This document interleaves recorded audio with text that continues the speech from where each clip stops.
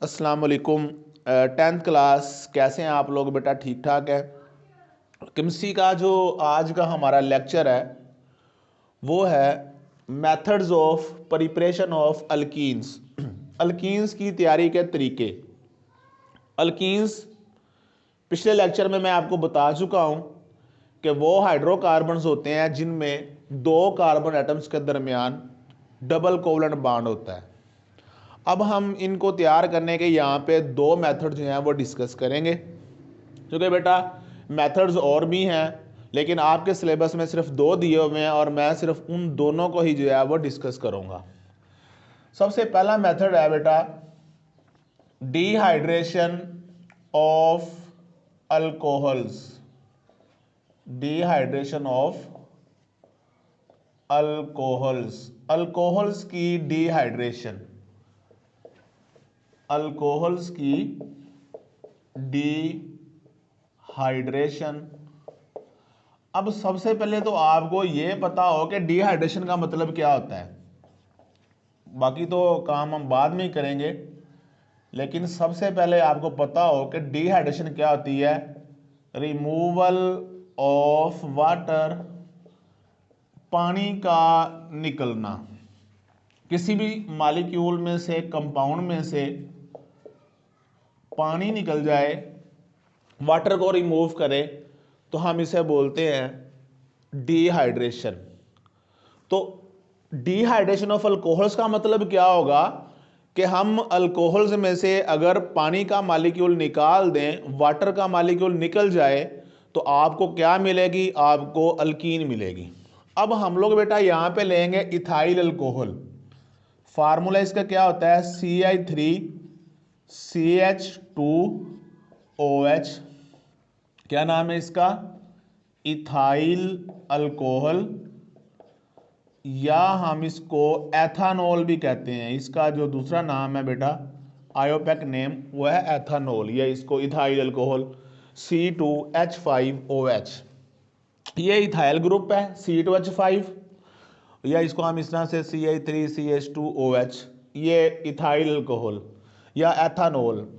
हम इसका और सल्फ्यूरिक एसिड H2SO4 इन दोनों का मिक्सचर लेते हैं और उसको हम लोग गर्म करते हैं 180 सेंटीग्रेड टेम्परेचर पे। यानी आपने क्या करना है, इथाइल अल्कोहल और सल्फ्यूरिक एसिड H2SO4 दोनों के मिक्सचर को आपने हीट करना है। कितने टेम्परेचर पर? 180 सेंटीग्रेड पर। अब बेटा क्या होगा, एसिड का हाइड्रोजन, इस एसिड में से H, आपको पता है कि एसिड होती है वो है जो हाइड्रोजन एटम देते हैं, आयन, और इस अल्कोहल का OH ग्रुप, दोनों का होगा आपस में रिएक्शन, और क्या बन जाएगा? H2O वाटर, और बाकी क्या बचेगा? ये वाला ग्रुप, और यहां पे क्या होगा? HSO4। इधर बचा ये वाला ग्रुप, इथाइल ग्रुप, इधर बनेगा HSO4। दोनों कंबाइन कर दें, CH3CH2 और बाकी आगे बेटा HSO4, जिसका नाम है ethyl hydrogen sulphate. Ethyl hydrogen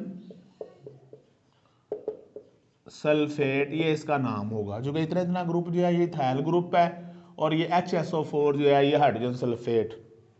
अब आपने क्या करना है, इस इथाइल हाइड्रोजन सल्फेट को CI3CH2OSO3H, ये वही बेटा HSO4, ये कंफ्यूज नहीं होना इसमें। इसको जब आप लोग फर्दर हीट करेंगे, गर्म करेंगे, तो क्या होगा? ये वाला ग्रुप पूरा, और इधर से एक H एटम, ये दोबारा से क्या बन जाएगा? पहले था HSO4, एक H यहां से निकलेगा तो ये बन जाएगा H2SO4, यानी सल्फ्यूरिक एसिड जो है वो दोबारा से निकल गया, और बाकी आपके पास क्या बचा बेटा? यहाँ पे CH2 और यहाँ पे भी CH2, और दोनों के दरमियान क्या आ जाएगा? डबल कोवलेंट बॉन्ड, और ये आपको क्या चीज मिल गई है? Ethene C2H4। अब बच्चे परेशान हो रहे होंगे कि सर डबल बॉन्ड कैसे यहाँ पे आ गया? तो डबल बॉन्ड आपको मैंने बताया हुआ है कि कार्बन की जो वैलेंसी है वो 4 है, 4 बॉन्ड बना सकती है ये एक वक्त में। अब पहले मैंने क्या लिया था, इथाइल अल्कोहल। अगर इसका मैं स्ट्रक्चर दिखाऊं तो देखें CH3 और CH2OH। अगर आप गौर करें तो ये चीज़ थी जो मैंने ली है। सबसे पहले स्टेप में मैंने क्या किया, सल्फ्यूरिक एसिड से रिएक्शन करवाया और सल्फ्यूरिक एसिड ने क्या किया, इसका OH निकलवा दिया, यानी ये वाला OH जो है वो निकल गया। बाकी आगे HSO4 वो साथ आगे लग गया इसके। अगले स्टेप में क्या हुआ है बेटा, ये वाला ग्रुप भी निकल गया दोबारा से और इधर से इसका ये H निकल गया। अब आप गौर करें कि कार्बन के 3 बॉन्ड शो हो रहे हैं, एक इधर सिंगल और एक ये सिंगल, 3 सिंगल बॉन्ड है। ऐसे इस कार्बन के भी। तो क्या होता है कि यहाँ पे बेटा डबल कोवलेंट बॉन्ड बन जाएगा ताकि कार्बन के 4 बॉन्ड जो है वो पूरे हो जाए। अब वही चीज CH2 डबल बॉन्ड CH2 ये बन गई है।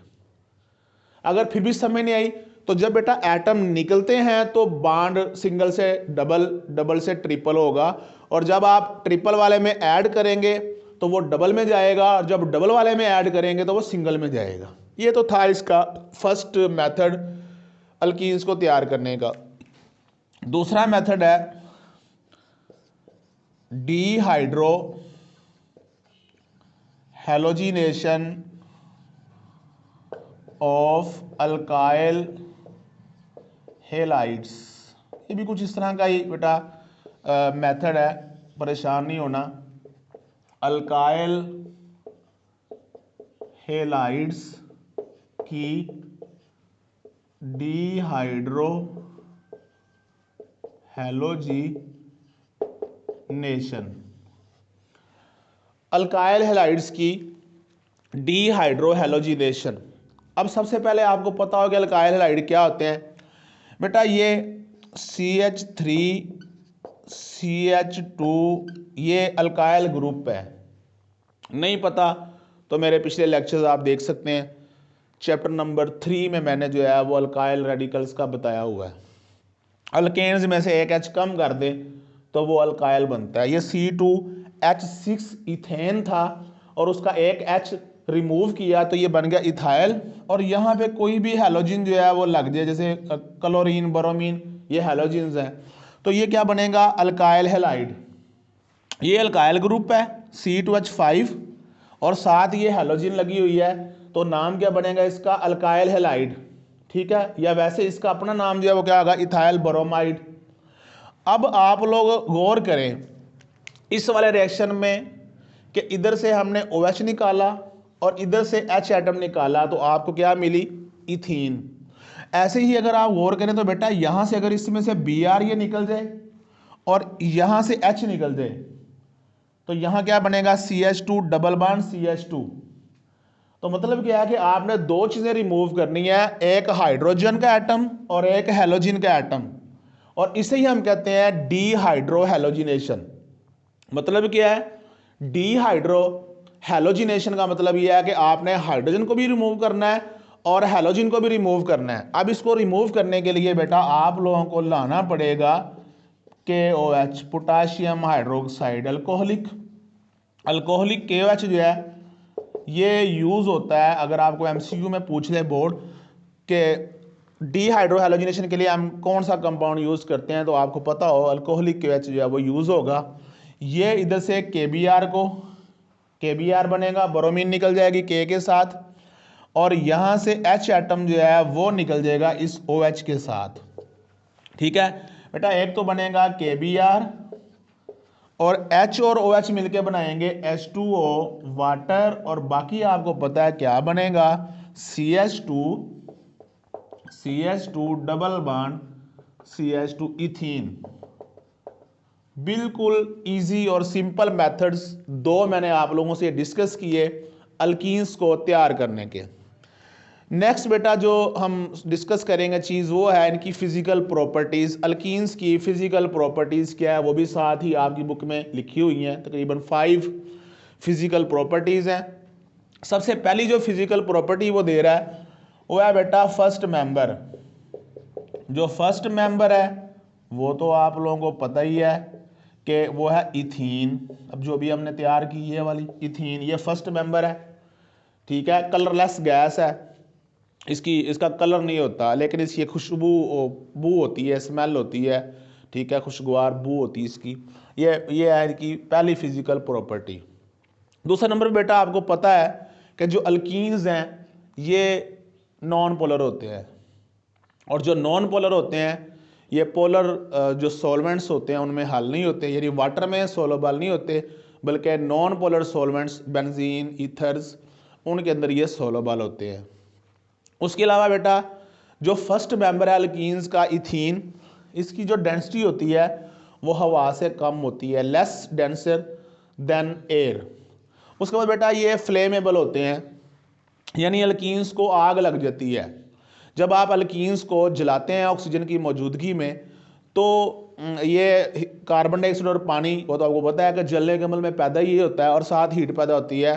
लेकिन एक डिफरेंस आपने याद रखना है कि इनका जो फ्लेम होता है, जो शोला होता है, वो स्मोकियर देन अल्केन्स, यानी अल्केन्स की निस्बत उसमें स्मोक यानी धुआं जो होता है वो ज़्यादा होता है। लास्ट फिजिकल प्रॉपर्टी बेटा, जैसे जैसे आप लोग छोटे मेंबर से बड़े की तरफ आएंगे, मसलन ethene, propene, butene, pentene, hexene, heptene, octene, nonene, decene की तरफ जाएंगे, तो इनकी डेंसिटी जो होती है वो बढ़ती जाती है, जो कि मॉलिक्यूलर साइज बड़ा होता रहता है। देखें इथीन C2H4 है, नेक्स्ट मेंबर C3H6 प्रोपीन, फिर ब्यूटीन, फिर पेंटीन, यानी जूं जूं आप लोग इधर को आएंगे साइज बड़ा होता जाएगा और वैसे वैसे इनकी डेंसिटी जो है वो भी बढ़ती जाती है। तो ये तो था आज का हमारा लेक्चर। कल इंशाल्लाह हम पढ़ेंगे नेक्स्ट लेक्चर में इनके केमिकल रिएक्शंस। आखिर में मेरी आप लोगों से रिक्वेस्ट है कि चैनल को लाजमी सब्सक्राइब करें और अपने फ्रेंड्स के साथ शेयर करें। ओके, अल्लाह हाफिज़।